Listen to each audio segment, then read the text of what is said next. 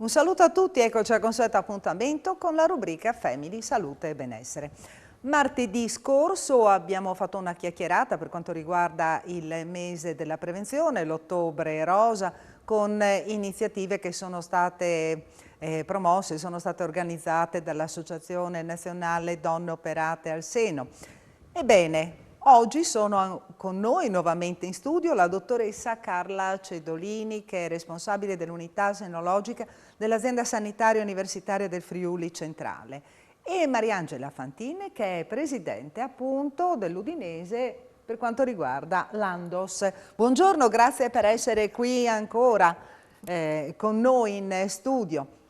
Dobbiamo sempre ricordare, dobbiamo parlare di prevenzione, parliamo anche di attività dell'Andos. La volta scorsa abbiamo annunciato degli appuntamenti che sono stati appunto promossi e organizzati dall'Andos, a partire dall'incontro di Codroipo, che vedrà riunite tutte le sezioni Andos. Tutte le sezioni Andos d'Italia. Ogni anno noi facciamo a livello nazionale questi incontri e quest'anno ci sarà proprio l'incontro con tutte le Andos a Codroipo. Ed è un momento importante perché dove, a parte che parlerà anche la dottoressa Carla Cedolini, ma ci saranno anche altri medici che parleranno e poi c'è anche lo spazio dedicato a noi dei comitati dove ognuno di noi può chiedere, proporre un qualcosa o parlare qualcosa con l'azione. È un momento importante perché dove veramente noi ci possiamo incontrare, parlare e condividere quello che stiamo facendo. Possiamo già, dottoressa Cedolini, avere qualche anticipazione di quello che dirà?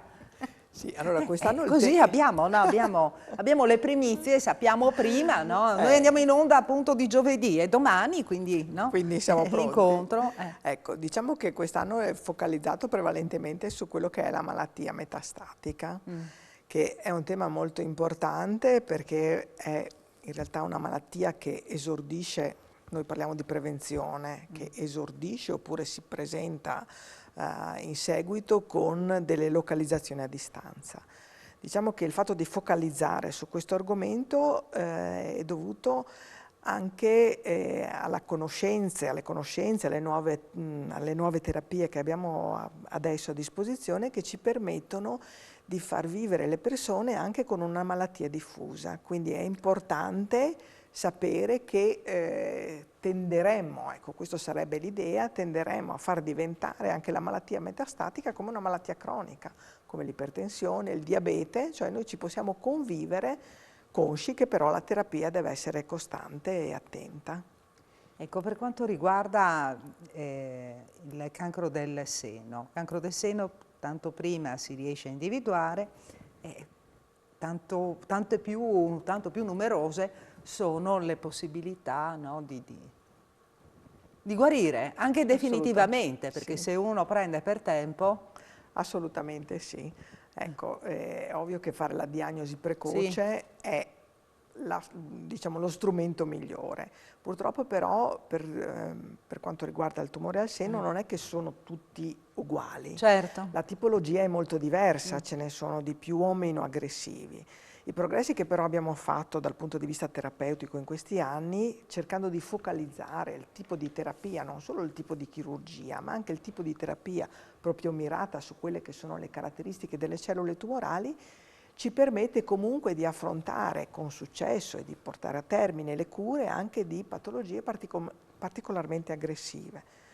Chiaramente, l'ha detto, prima lo troviamo, prima possiamo togliere la malattia senza lasciarne traccia e impedire che si ripresenti. Ma quando anche ci fossero queste tracce, al momento attuale noi abbiamo la possibilità di curare molto bene anche la malattia in stadio più avanzato. Ecco, proprio per quanto riguarda nuove terapie, no? Adesso anche dal punto di vista oncologico ci sono terapie diversificate, ecco, sì, perché da una parte anche... Cioè, si interviene sulla genetica, no? Assolutamente sì, nel senso che la conoscenza del tumore ci permette di capire a quali farmaci queste cellule tumorali sono sensibili. Inoltre anche qui nella nostra azienda, adesso promosso dalla Regione, abbiamo a disposizione la possibilità di analizzare il genoma della cellula tumorale in maniera da indirizzare le terapie nel modo corretto. Cioè vuol dire, ecco, tradotto in parole molto povere, vuol dire che ci sono dei casi in cui la chemioterapia viene fatta per prudenza, magari senza essere certi dell'efficacia. Questo strumento è uno strumento che ci permette di mirare meglio l'efficacia della chemioterapia. Efficace e quindi anche evitare effetti collaterali. Esatto, cioè di dare la terapia più aggressiva, diciamo, solamente alle donne in cui noi abbiamo un tumore che sicuramente è sensibile a questo tipo di terapia. Senta, per quanto riguarda terapia chirurgica, cioè l'intervento chirurgico, è cambiato qualcosa? Ci sono novità anche in questo senso? Sì, grosse novità non ce ne sono, però l'attenzione è sempre quella di ridurre la demolizione. Sì. Adesso noi ci stiamo muovendo un pochino, non solo dal punto di vista di quello che è la demolizione sulla ghiandola mammaria, sul seno, ma anche un pochino a cercare di evitare il più possibile, stiamo facendo dei passi avanti anche per quanto riguarda la dissezione linfonodale. Adesso noi ci stiamo muovendo attraverso tutta una serie di tecniche che ci aiutano a fare anche qui non più le dissezioni linfonodali, cioè l'asportazione dei linfonodi in modo, diciamo, esteso e discriminato, ma cercando di mirare a quelli che sono i linfonodi che sono sicuramente patologici. Quindi abbiamo tutta una serie di tecniche che cercano di andare in questa direzione. Si diceva il linfonodo sentinella, no? Che c'era, ecco, più o meno. Adesso diciamo il linfonodo è più mirato. È più mirato, cioè il linfonodo sentinella positivo, sì, con delle cellule tumorali, fino a qualche anno fa presupponeva comunque l'asportazione di tutti i linfonodi. Adesso i casi... C'era lo svuotamento ascellare con grosse problematiche. No, sì, con conseguenze piuttosto sgradevoli, l'ingrossamento del braccio, problemi, ecco, e problemi di altro genere. Adesso si riduce sempre di più, anche grazie ai progressi che abbiamo fatto sulla terapia, perché noi, conoscendo meglio la cellula tumorale, sapendo come si muove, dove tende ad andare, attraverso i farmaci magari possiamo agire di più che non sulla chirurgia, che forse è un mezzo un po' più grossolano. Parlo a mio danno perché io faccio il chirurgo, ecco, però questo è il concetto, cioè cercando di fare la famosa medicina un po' su misura, no? Ecco, lei ha detto che appunto tematica di questo incontro a Codroipo, la tematica che lei affronterà sarà quella che riguarda le metastasi. Metastasi che in seguito appunto a una neoplasia al seno, generalmente dove si localizzano? Ci sono dei punti particolari, no? Diciamo fondamentalmente alle ossa, al fegato e in alcuni tipi di tumore anche al cervello purtroppo. E quindi anche qui la migliore conoscenza della malattia ci permette di andare a cercare le eventuali localizzazioni secondarie in modo mirato e definito. E quindi tenerle sotto controllo. Esatto. Mariangela. Eccoci. Visto che l'associazione appunto, cioè l'Andos, si occupa delle donne operate a seno, quindi un ruolo importante il fatto di avere questa associazione, cioè il ruolo stesso dell'associazione è importante perché tutti insieme si confrontano, sono occasioni, momenti di confronto, stare insieme, mi dicevi anche le iniziative, la parrucca, aiutare anche dal punto di vista psicologico in questi casi è fondamentale. È fondamentale. Lo spirito aiuta, ecco, allora, una cosa a uscire. È vero, assolutamente. Io credo che quando viene una donna da noi per la prima volta, l'impatto che ha è proprio quello di entrare in una famiglia, in una grande famiglia, dove trova sensibilità, dove trova una donna che ha già passato il percorso, dove può condividere, dove ha anche il supporto psicologico. Tra l'altro abbiamo 2 medici che collaborano con noi, la dottoressa Monica e il dottor Luca, che sono persone splendide e che sono veramente a disposizione di loro. No? E il supporto psicologico insieme a una persona che ha già passato un percorso sono le armi che aiutano veramente ad affrontare meglio questo percorso. Io credo che il volontariato con i medici di base, con i medici dell'ospedale è l'equipe giusta per aiutare la donna ad uscire di un percorso che sicuramente non è facile, sicuramente non è breve, ma mettendo tutti questi tasselli insieme si arriva ad affrontare e arrivare alla fine con serenità. Poi c'è anche da dire, cosa importante, che noi cerchiamo anche di dare quello che è un supporto anche alla famiglia, no? Soprattutto alle donne, quelle giovani che hanno bambini. Diciamo sempre, fate una chiacchierata anche con la psicologa per capire anche come dirlo, magari come coinvolgere i ragazzi, perché una ragazza giovane che deve tagliarsi i capelli, purtroppo che perde i capelli, l'impatto che ha per dei bambini è abbastanza importante e forte, no? E trovare magari una persona che ti dice di così, parla così, lo facciamo magari insieme, una chiacchierata, questo è importante perché rassicura anche la persona ed è questo quello che a noi ci teniamo tantissimo.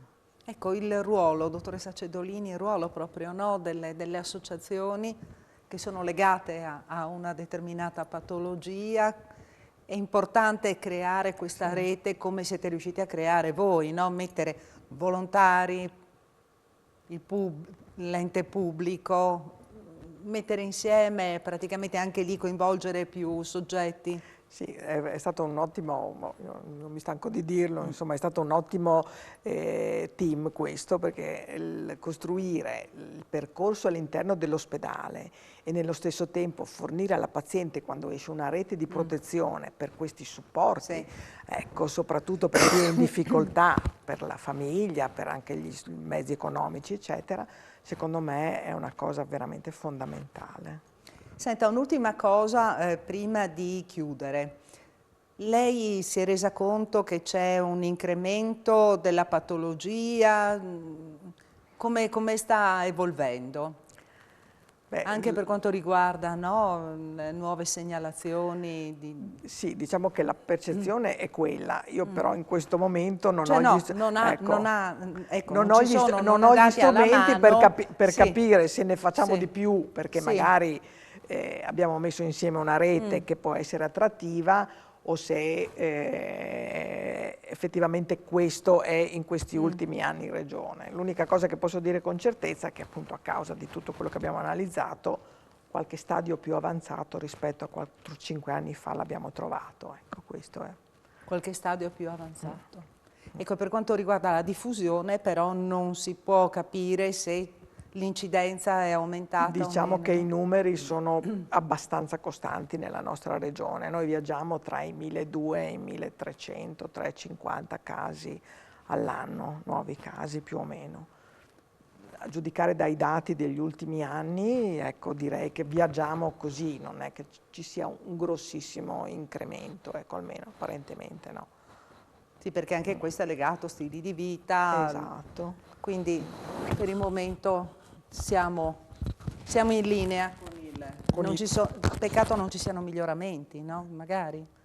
Ma magari se lo troviamo prima, Beh, ecco, certo. il numero poi è relativo, no? Il numero è relativo, l'importante è trovarlo prima. Esatto. L'importante, è vero. Bene, ringraziamo la dottoressa Carla Cedolini, che ricordiamo essere responsabile dell'unità senologica dell'azienda sanitaria universitaria del Friuli Centrale. Ringraziamo Mariangela Fantini, presidente Andos di Udine. Mi raccomando, prevenzione è importante. L'ottobre è rosa, mese della prevenzione. Ci vediamo la prossima settimana, arrivederci.